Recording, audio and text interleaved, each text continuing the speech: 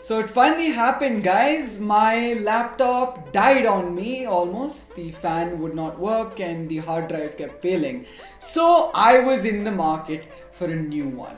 And you know me, because I'm Phoenix, and that means I will share whatever I buy with you. Not physically, but I'll give opinions on it.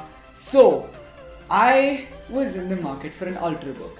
And the one that I chose was the 2021, yes, it's a little old, but it's still very good, Vivobook Pro 14 OLED from Asus or Asus or Asus or Asus. I will call it Asus. And this is pretty good value for money, but it is a lot of money. So, should you buy it? Well, I've spent 3 days with it, and let's get right into it.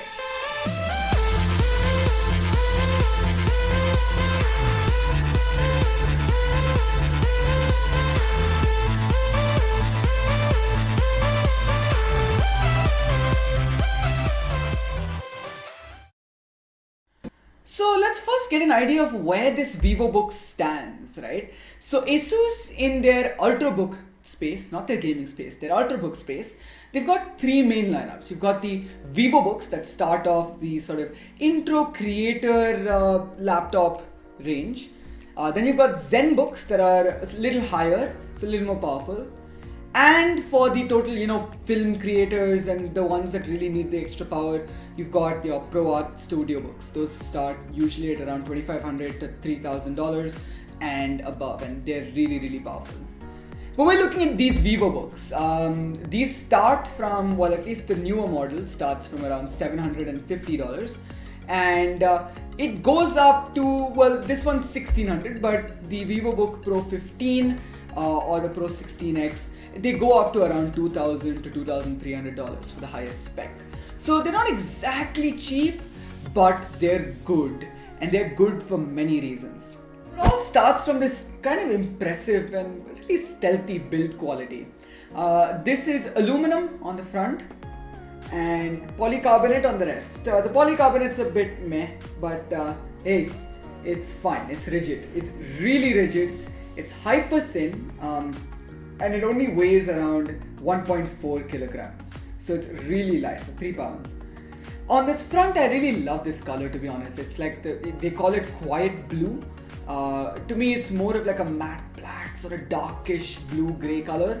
And it's really stealthy. It gives it sort of a new vibe look, but not too jazzy. Also, I'm a fan of this branding right here. These stripes look cool. I wish this text would have been shortened, but whatever. And the good thing is this is not just some sticker, it's actually properly metal plated onto it. So at the back of this laptop, we've got our cooling vents and speakers, pretty decent. When you have Ultrabooks, you don't exactly have cooling vents on the sides. Let's also talk about I/O, because I/O is kind of important on an Ultrabook. You've got two USB 2.0 ports on the left. It's kind of sad, USB 2 is still quite prevalent here apparently, but whatever. And on the right, we've got quite a bit. We've got a headphone jack. We've got a micro SD card slot. That's kind of, it's okay. I mean, it's not, full size would have been better, but whatever. We've got a USB-C 3.2 Gen 1 port. HDMI 1.4, that's also not really great.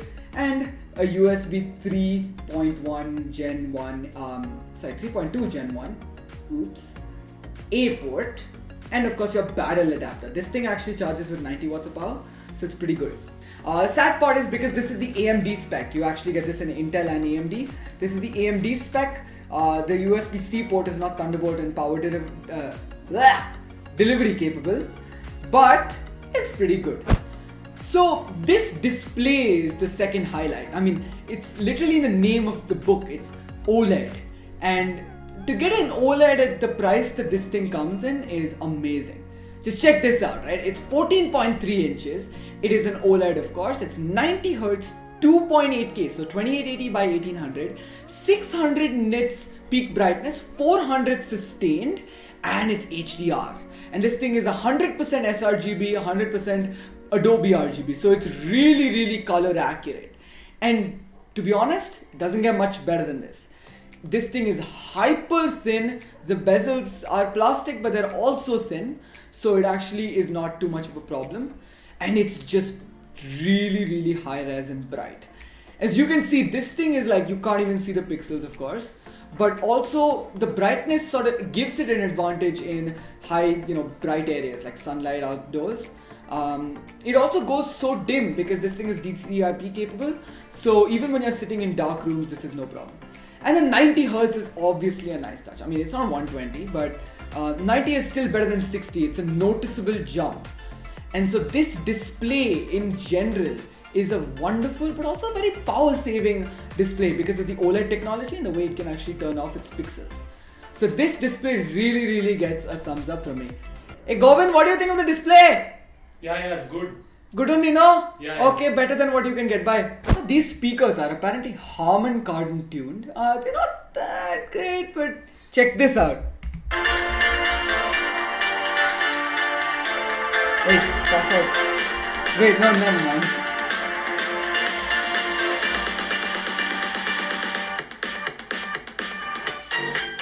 They're on MacBook level, but they're pretty powerful. They get really loud. They're pretty good for the price. And this is a test using the laptop's webcam and microphone. It's pretty good. I mean, it sometimes blows out backgrounds, but for 720p, this is decent. It should get you through video calls and anything you want to do. In a similar vein, this microphone's pretty decent. I mean, it's not the best, but they've got their AI noise cancelling technology. My mom's getting dishes and stuff washed outside, so quite a bit of noise. So hopefully this cancels it out. This is pretty solid. And a subscription to the channel would be... Valuable. Huh? What's that? Valuable. Oh, okay. Fine, add that to the script. I also love this keyboard. I mean, it's in a nice shell.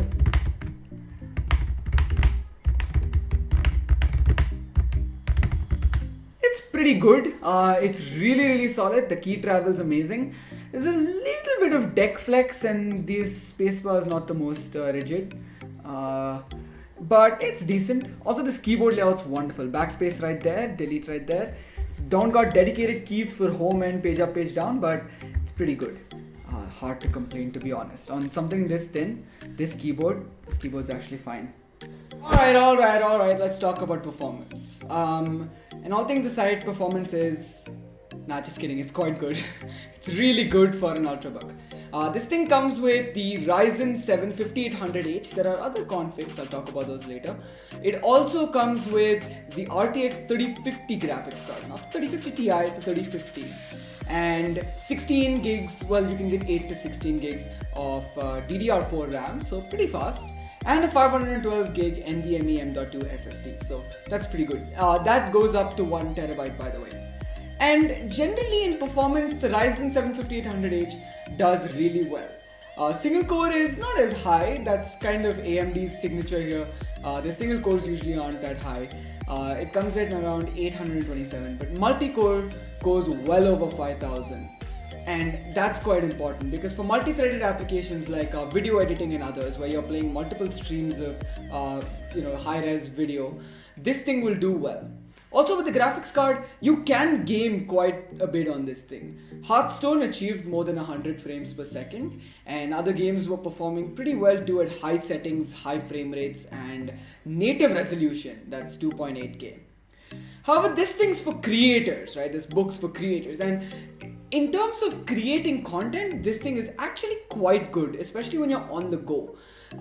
This thing exported, we actually had a 1080p video that this exported in just around a minute, and we were using Reaper and some editing software to export a 4K video that was actually part of this video itself. You'll see it here in the intro, and that exported in less than 3 minutes, so it took around 2 minutes and 30 seconds to export, which is pretty darn good for something that's this thin and light. Also, cooling is not a big problem with this because of the dual fan architecture. You've got 2 fans inside, you've got air intakes at the bottom of the laptop. No side air intakes, but that's okay. This thing sometimes gets a bit toasty around the keyboard area, but it's good to know that even when temps are getting high and when the fans are working, this thing sustains its performance pretty well. Also, because of Asus being the guys manufacturing this, they've basically thrown on their ROG Zephyrus gaming suite onto this. So you get my Asus and everything, and you get to control your fan speeds with literally just this keyboard shortcut. It's actually FN plus F.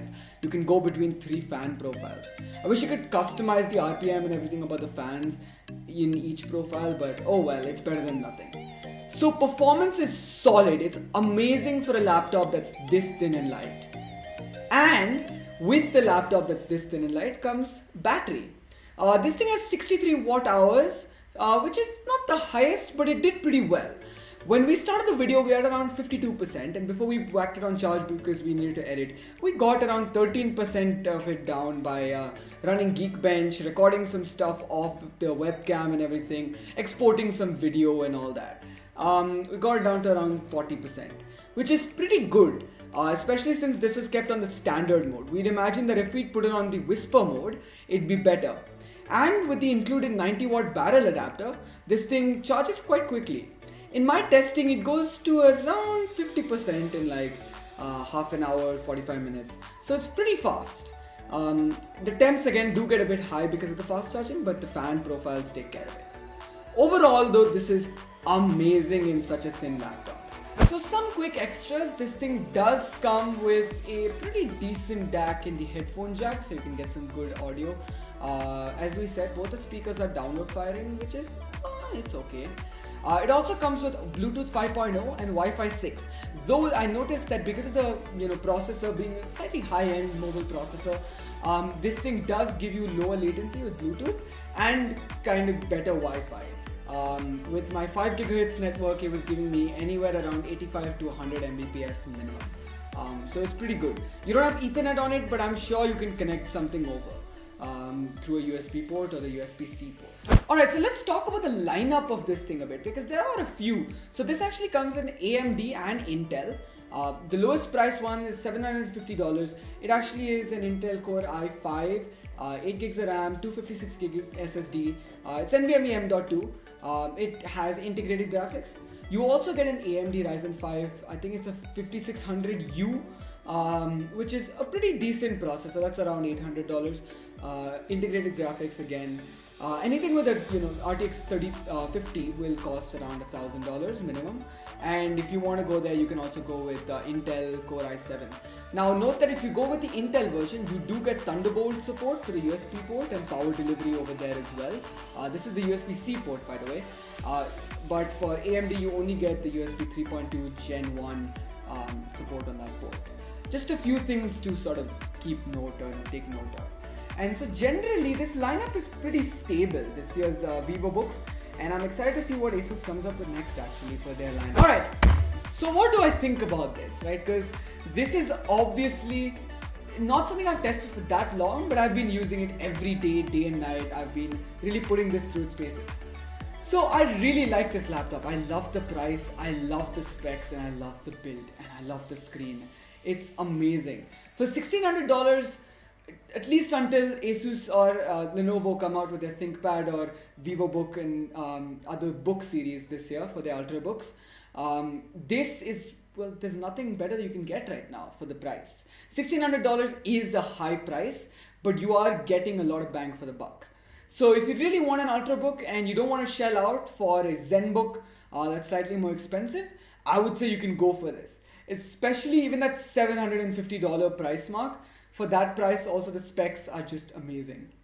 But I'd like to know, what do you guys think about this Ultrabook, this Vivobook in the comments? Also, I'd like to know, what do you think about Ultrabooks in general? Let me know in the comments, yeah? Alright guys, this is Phoenix. I'm signing off and let's roll the intro. I'm gonna play it right here, yeah? Yeah!